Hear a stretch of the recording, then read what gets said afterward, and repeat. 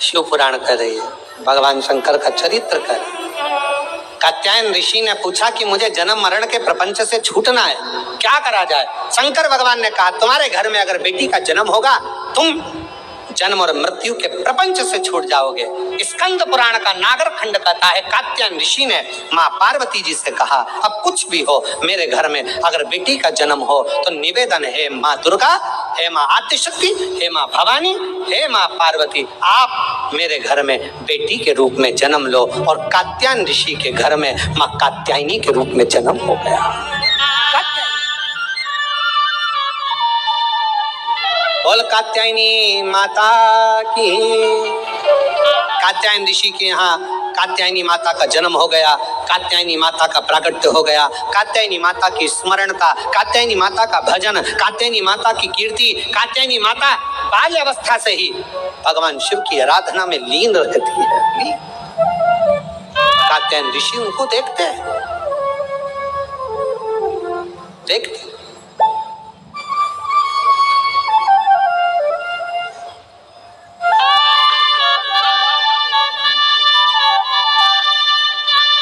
और जब कहते हैं महिषासुर का वध करने वाली भी वही कात्यायनी, वही कात्यायनी।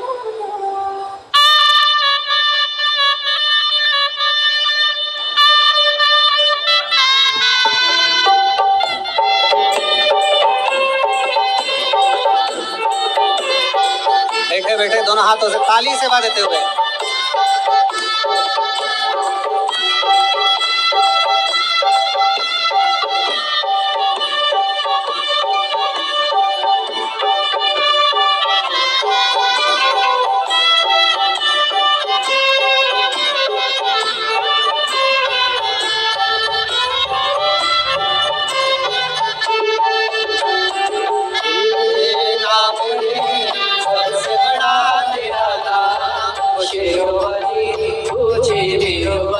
बिगड़े भला दे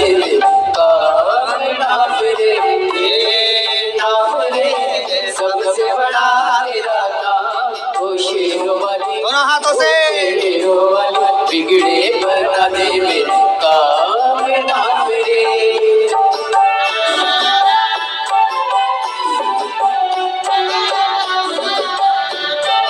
बोल कात्यायनी माता की।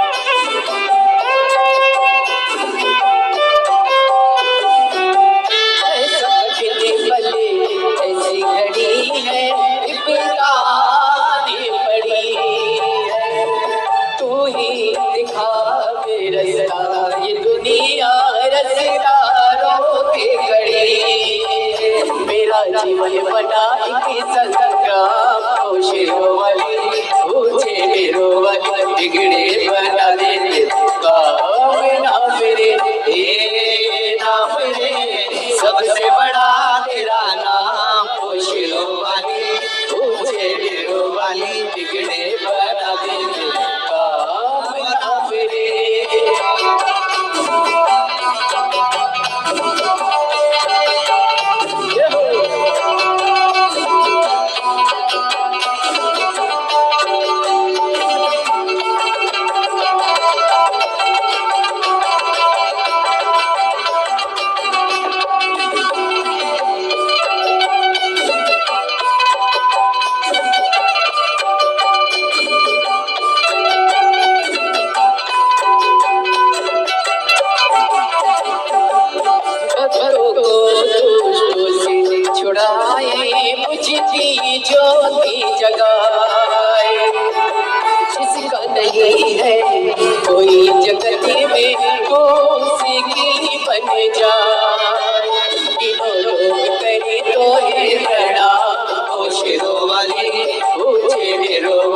बिगड़े बना देवे काम नाम रे, हे नाम रे सबसे बड़ा तेरा नाम शिरोमणि, पूजे शिरोमणि बिगड़े बना देवे काम नाम रे।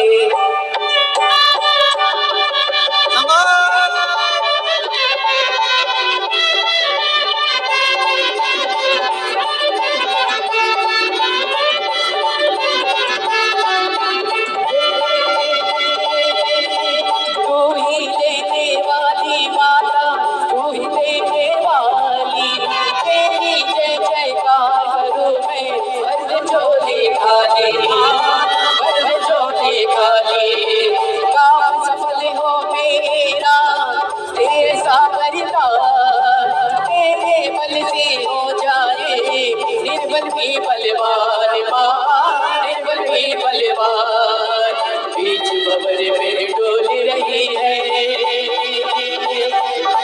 पार लगा दे मैया जय जगदम्बे अष्ट भवानी, अम्बे गौरी मैया माँ, अम्बे गौरी मैया माँ, अम्बे गौरी मैया। हे नाम सबसे बड़ा तेरा नाम शिरोमणि, पूजे शिरोमणि बिगड़े बना देवे काम नाम रे, हे नाम रे सबसे बड़ा तेरा नाम शिरोमणि, पूजे शिरोमणि बिगड़े बना देवे काम नाम रे। हार हार बोल कात्यायनी माता की। अपने स्थान पर बैठकर भगवान शिव से अपने मन का भाव बड़े आनंद के साथ हृदय से दिल से प्रार्थना करिए। जहाँ जगह मिले वहाँ बैठकर बाबा को अपने मन का भाव हृदय से।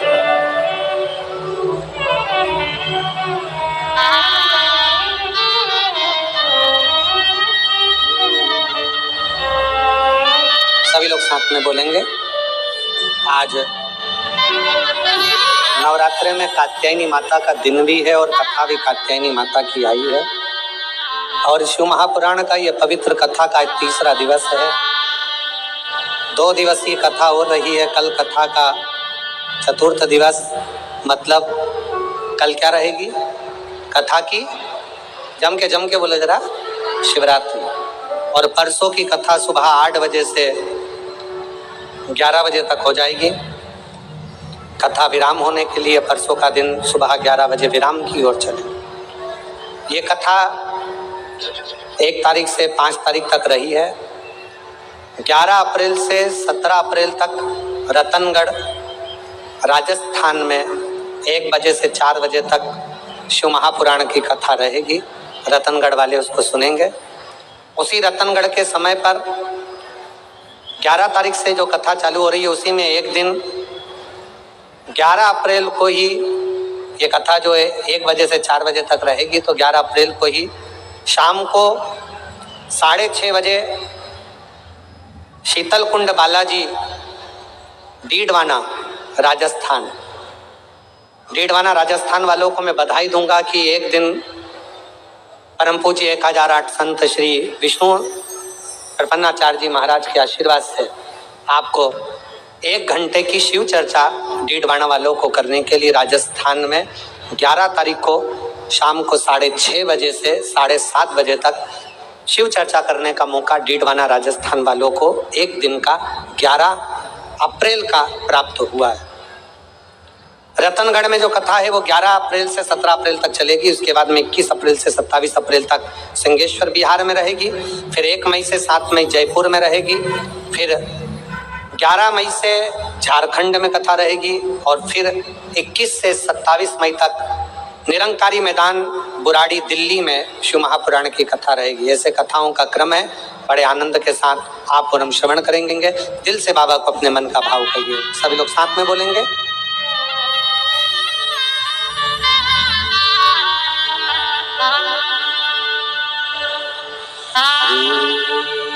शिवाय नमस्तु शिवाय नमस्तु श्री शिवाय नमस्तुभ्यं श्री शिवाय नमस्तुभ्यं श्री शिवाय नमस्तुभ्यं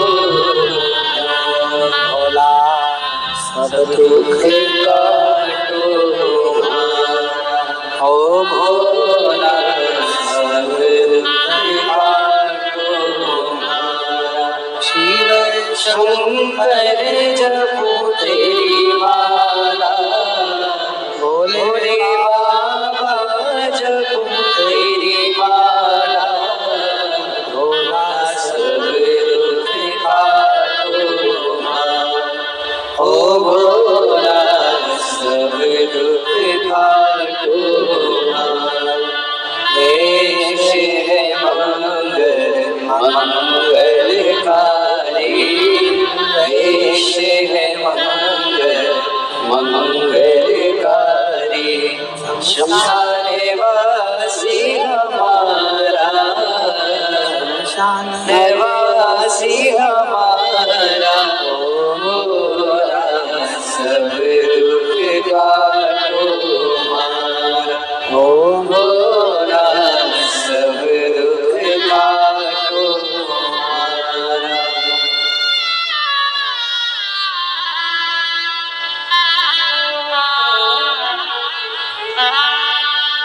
बाबा देवादिदेव महादेव भगवान शिव वरदानी त्रिकालदर्शी कैलाशी विनाशी भगवान शंकर त्रिपुंडधारी त्रिलोकी के नाथ कात्यायन ऋषि को माँ पार्वती कात्यायनी बनकर प्रकट।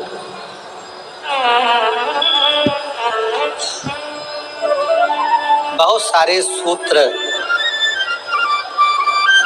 माता कात्यायनी ने संसार सागर के लोगों को दिए हैं। बहुत अपन सारे सूत्रों की बात तो नहीं करेंगे, पर दो सूत्र माता कात्यायनी ने जो दिए हैं उसका स्मरण करें। दो सूत्र कहा,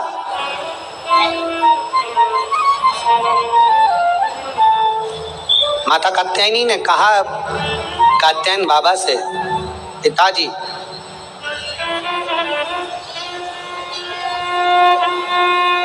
एक नारी का जीवन पूर्ण संघर्ष का जीवन होता है, पूर्ण समर्पण का जीवन होता है। पर एक नारी ही ऐसी होती है जो अपने पूरे कुल को संसार सागर से पार उतार सकती है। पर वही नारी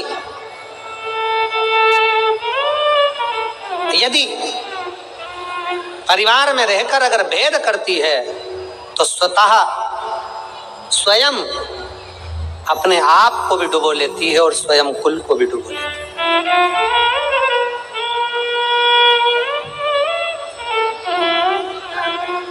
ध्यान देना,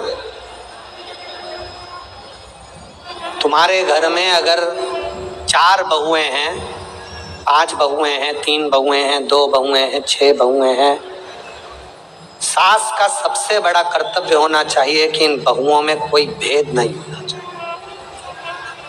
कोई भेद, मेरी बड़ी अच्छी कि छोटी अच्छी, कि मंजली अच्छी कि संजली अच्छी, मेरी बड़ी बहू ज्यादा अच्छी है कि छोटी बहू ज्यादा अच्छी है। बहुओं को कभी पलड़े में तोलना नहीं है।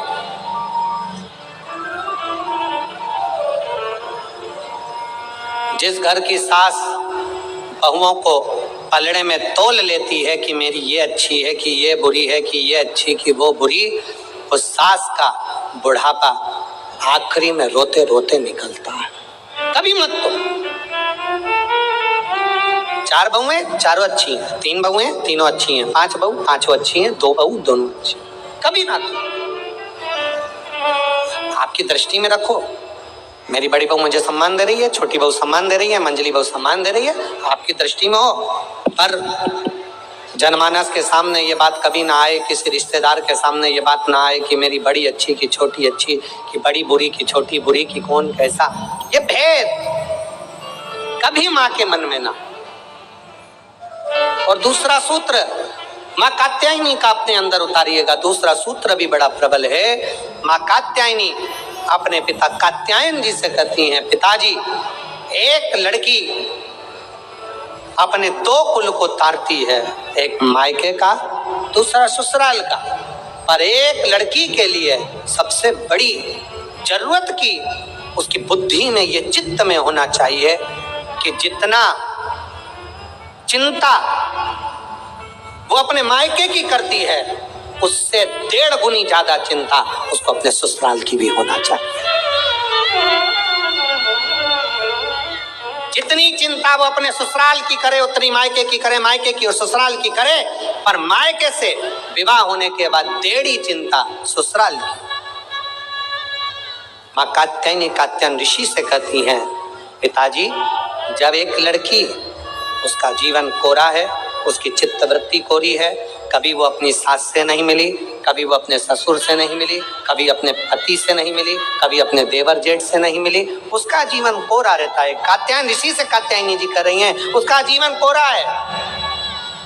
उस कोरे जीवन में उस कन्या को, उस स्त्री को, उस नारी को चाहिए कि पिता से जितना स्नेह हो उससे 1.5 स्नेह उसके ससुर से हो, भाई से जितना स्नेह हो उससे 1.5 स्नेह उसके देवर और जेठ से हो, जितना स्नेह अपनी सगी बहन से है उससे 1.5 स्नेह देवरानी और जिठानी से हो, और जितना स्नेह मेरे अपने मायके से है उससे 1.5 स्नेह अपने ससुराल से हो। उसकी चित्तवृत्ति।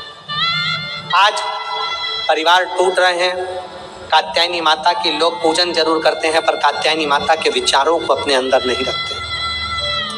अदालत में जितने केस प्रॉपर्टी के नहीं है, अदालत में जितने केस कत्ल के नहीं है, अदालत में जितने केस कोई फालतू नहीं है, उससे 4 गुना ज्यादा केस आज अदालत में केवल तलाक के हैं कि तलाक लेना है। कारण क्या? उसका कारण केवल एक है कि आप दोनों को सम लेकर नहीं चल पा रहे हो। मायके की प्रियता ऐसी बढ़ती है कि ससुराल बुरा लगने लगता है।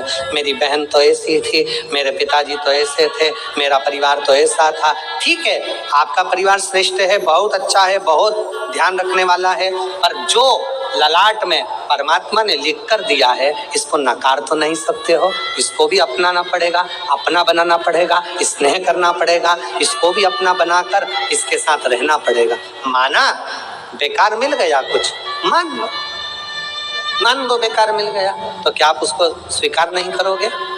हो सकता है तलाक ले लोगे और तलाक लेने के बाद जैसा अभी मिला है इससे भी जोरदार सिंदूर चढ़ा हुआ भेरू मिल गया तो कौन सा?